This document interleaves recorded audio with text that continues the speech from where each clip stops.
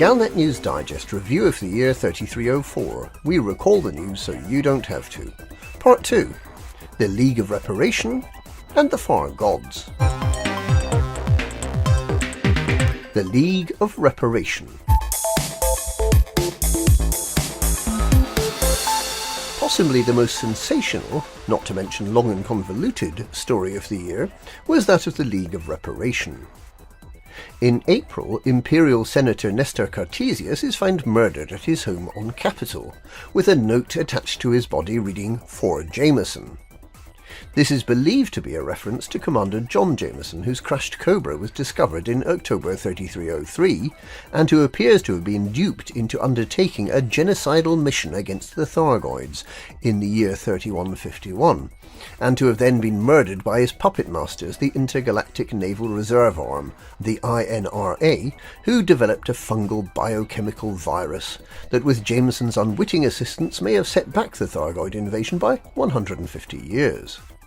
The Imperial Internal Security Service confirms that Senator Cartesius was directly descended from a senior member of the INRA, and that the crime may have been an attempt at familial revenge.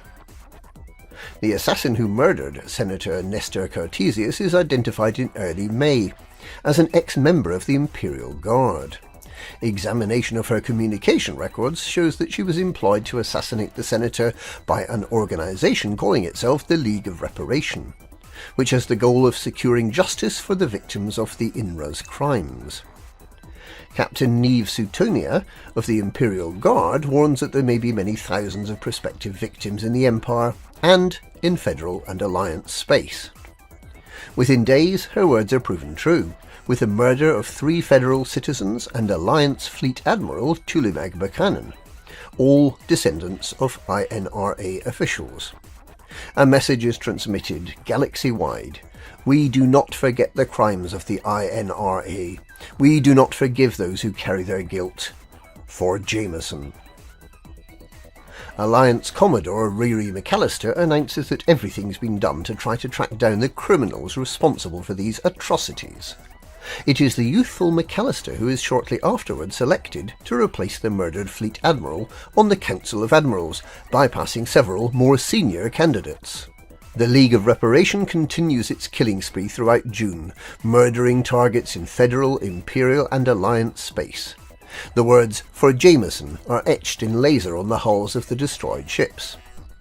A particularly grim murder is that of Luca Hem, who is strapped alive into an ancient Cobra Mark III, which is then launched on a crash course with an asteroid, replicating the circumstances of Commander John Jameson's death. Luca Hem's ancestor, Amaro Hem, was allegedly the INRA program director responsible for ensuring that Jameson did not return alive from his mission against the Thargoids.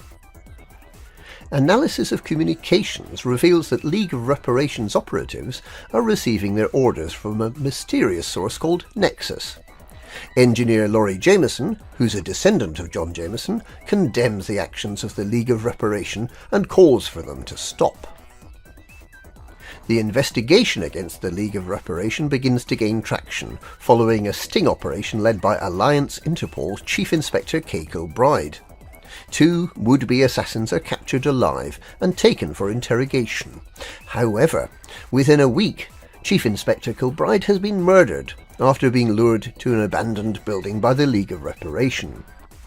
The taciturn Deputy Inspector Mara Klatt is appointed to replace her. Deputy Inspector Klatt declines to make any statement to the press. Over the following month, a number of raids against the League of Reparation are carried out in Empire and Federation space, with numerous arrests and eliminations.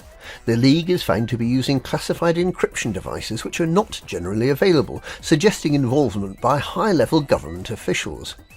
There are no arrests or detentions in Alliance space until the sudden and unexpected arrest on the 12th of July of Admiral George Varma, who's accused by Federal and Imperial agents of being the mysterious Nexus. Once again, Deputy Inspector Klatt declines to make any comment. However, the following week she breaks her silence, revealing that Rear Admiral Riri McAllister is Nexus, and that Admiral Varma had been framed by her in an attempt to deflect attention.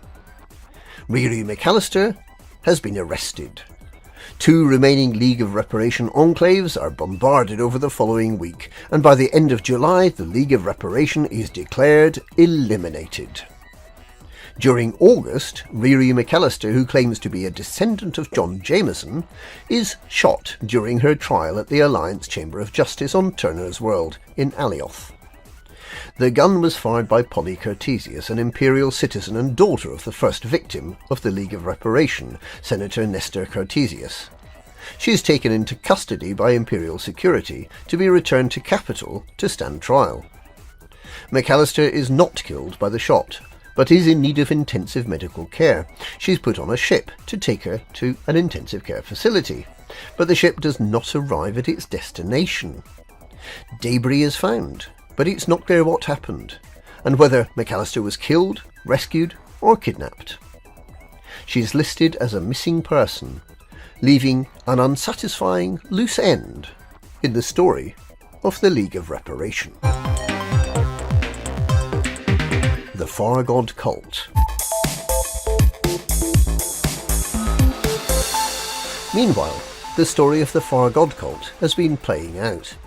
This is the story of conflict between those of different beliefs, reflecting the growing fears of Thargoids amongst ordinary citizens. In June, journalist Gethin Okonkwo publishes an article discussing the beliefs of a fringe religious group. The Far God Cult believes that the Thargoids are divine angels heralding the coming of the sacred presence from another universe, the so-called Far God, who'll destroy the galaxy but save cult adherents. Meanwhile, the cult members worship in hive chapels with pulsing green lights, sharp black coral-like surfaces, and a strong stench of ammonia. There's an almost instant backlash against the Far God cult.